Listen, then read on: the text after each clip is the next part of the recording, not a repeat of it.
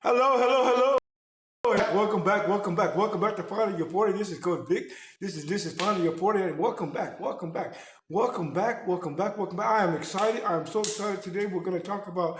We talked the last segment about the climb and about how aircraft have to avoid turbulence and how they have to do certain things in order to and maneuvers in order to get to a place where they're able to fly and to flow freely. And so today we're going to talk about keeping climbing and we're going to talk about cruising altitude. And I'm really excited because the one thing that I really like about the cruising altitude, when you get to a place where you really want to, when you're on the plane, and I've flown all over the world. I've had the opportunity. God has blessed me to go some great places and to do some great things on airplanes. And one of the places when I was in Korea and an opportunity to fly back to Atlanta and then fly back from Atlanta to Korea, I went nonstop, and it is a long time on an airplane. I'm talking about 15 hours of flying straight from Atlanta to Korea, and we flew up toward Alaska and then across over, across the Pacific, and then down into Japan and China and finally to Korea. And it was really a great experience. And it was a great experience because the food was good. We had like 5 meals, and there was so much going on, but it was really nice.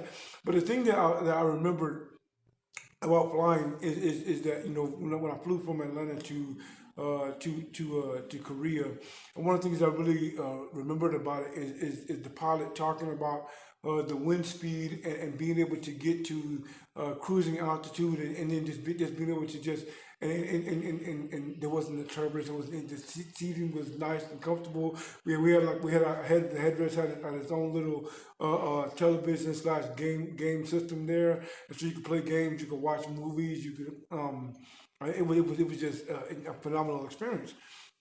But cruising altitude is like the place. It's that place where the pilot gets the aircraft up into, and it's above all of the freight, it's above all of the traffic, it's above all of the weather, and it's just flying. It is just moving at its own speed, getting to where it needs to go without any hindrance, without any kind of difficulty. It was just a beautiful flight. It was 15 hours, but it was beautiful. There wasn't a bunch of turbulence. There wasn't a bunch of things going on. Inside the environment, the aircraft environment that made it uncomfortable. Everything was perfect. And this is the thing that we're going to get to. We're trying to get to in front of 40. And one of the things that really just presses on my heart, presses into my mental, is to help us to get to that place where we're operating and we're flowing freely in who we are, and there's no even with distractions, even with situations around us, we're still able to operate smoothly and be able to go step by step and move by move and minute by minute, moment by moment, and round by round, and as they say in some of the movies, inch by inch, but fighting for those inches and being able to get to and being able to just be who we are without having to stress and struggle every single day, get into cruising altitude, get into that place where we can be comfortable with who we are and flow comfortably in who we are without having difficulty around, the difficulties around us, the things that are going on around us be submerged into us. And so it's really, being able to immerse ourselves in the environment around us, and then have the environment take on us versus us taking on the environment. And what a beautiful thing it is for us to be at cruising altitude.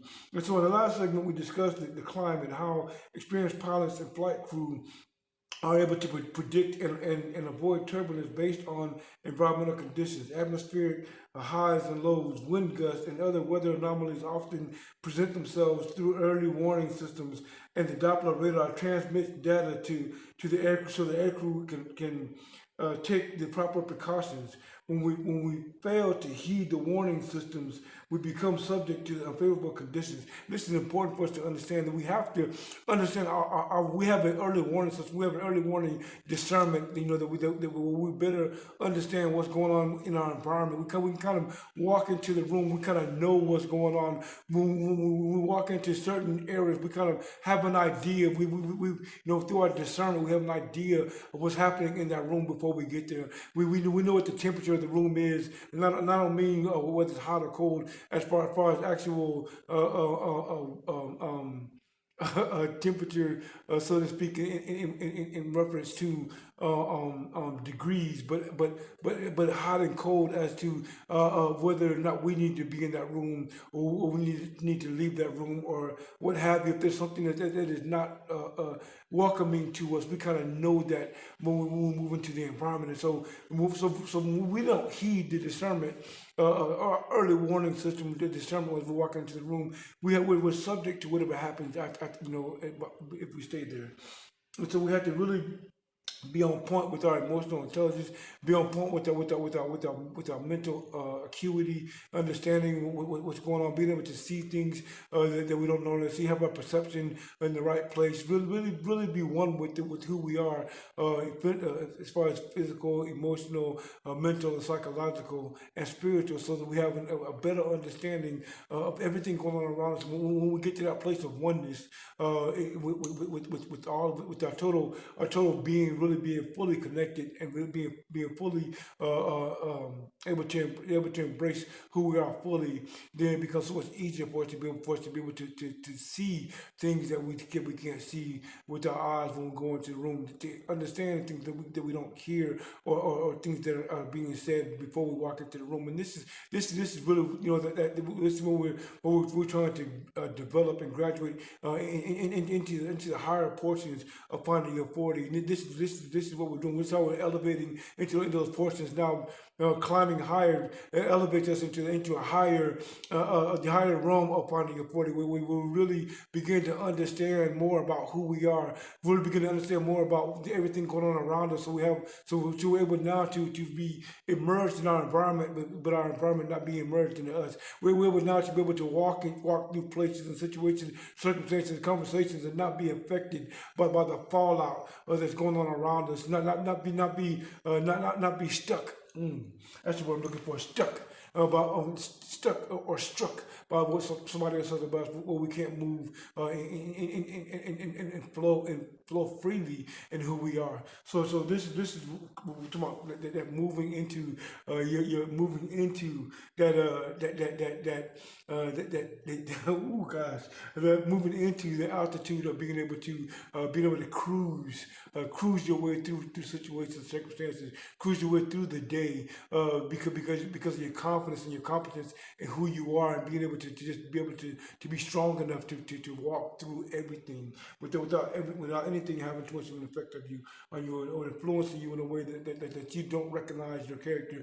We talk about the content of our character, and it's so important that we continue to maintain and strive to maintain the content of our character, of who we really are, and everything that we try to do, and know that everything that we do has purpose, and every part of our being has power. We have power. We have power. Say, I have power. I have power. You say it now. I have power. I have power. Yes, the Doppler radar. Yes. The Doppler radar does nothing but present and predict the atmospheric conditions. Flight controls are operated by the captain of the aircraft. There are times when, in autopilot, when the Doppler radar input will affect the control engagement. Today we're going to discuss cruising altitude. This is altitude or flight level maintained during en route level flight. This is a constant altitude. This is a constant altitude. See, we're not going up and down. We're not like a roller coaster, where we're experiencing highs and lows and zooms and all that, and things are beyond control. The cruising altitude is altitude where you get there, and it's a steady flight all the way to your desired destination. And so we're really going to work on trying to get to that place where we're climbing higher and higher. We're climbing through the fray. We're climbing through all the noise, all the internal noise. We're climbing through all the internal noise. We're climbing through all the things that happen around us. That happen around us. We're talking about the black noise and the white noise. Was in like a weird previous segment before. We're climbing through all of that. And we're breaking away all of the distractions, and we're getting to that place where we can just get into our flow, and we can just move in a smooth and steady manner, almost at will, almost at will, and without there being, without having to worry about what others are saying, or if somebody's saying something about us, it's not affecting us to the point where we're not able to function on a higher level. It's not moving. That's where we are right now.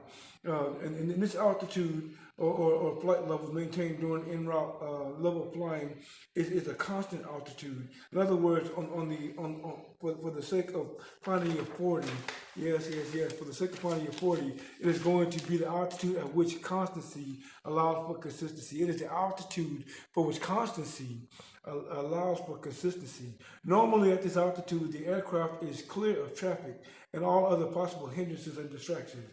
The cruise altitude is maintained during the cruise. The cruise, excuse me. Okay, wait a minute. The cruise altitude is maintained during the cruise. In automobiles, there's a similar function called cruise control. We take the vehicle to a certain speed, set the cruise control, take our foot off the gas pedal, and maintain level speed as long as there's no traffic or congestion.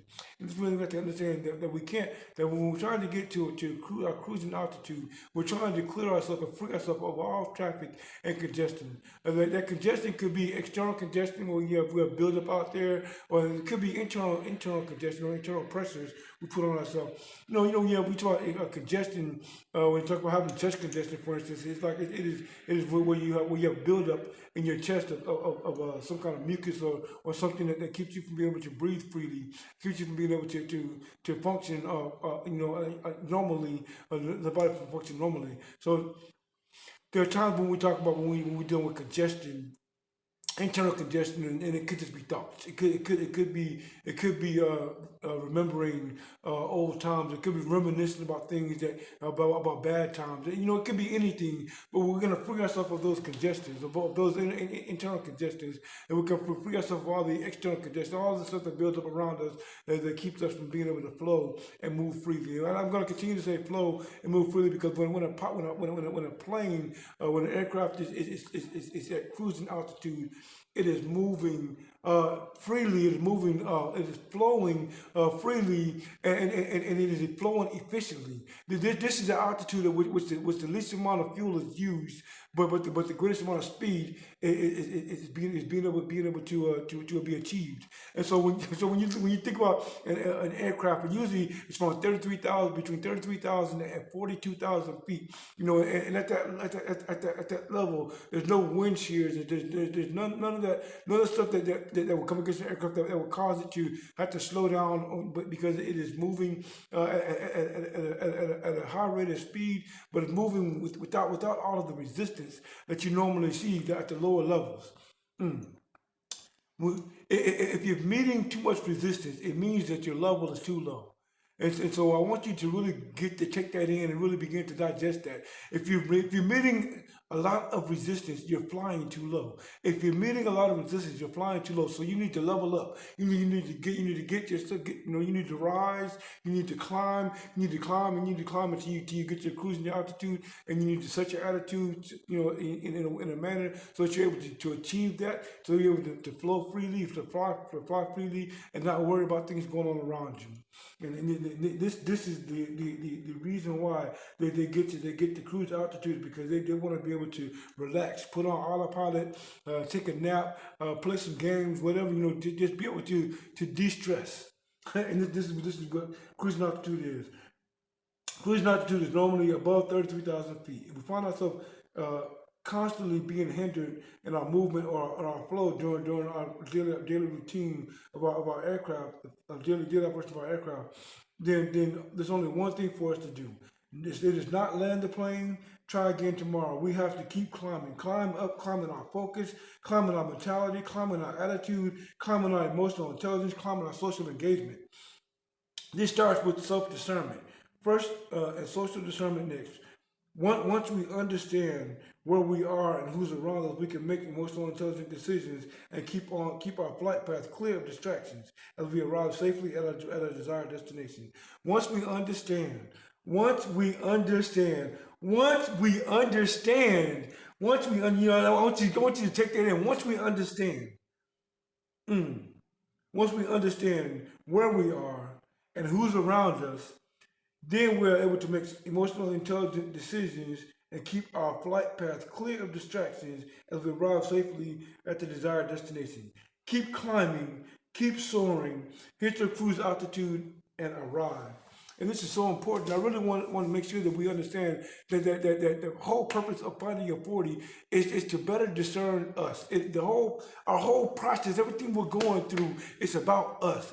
And I know it seems selfish, but really it is a selfless action, because without you understanding who you are, how can you better prepare yourself and better present yourself to others if you don't know who you are, if you don't know where you are, if you don't understand what you are, if you don't understand the power you have, if you don't understand the influence has been placed inside of you, if you don't understand what you've been endowed with, what you've been anointed with, then how can you benefit the society around you if you don't know these things? And so it is important for you to continue to drive forward, to continue to push forward, to continue to press forward, but climb, rise higher, go higher, get to that cruising altitude and win, baby, win.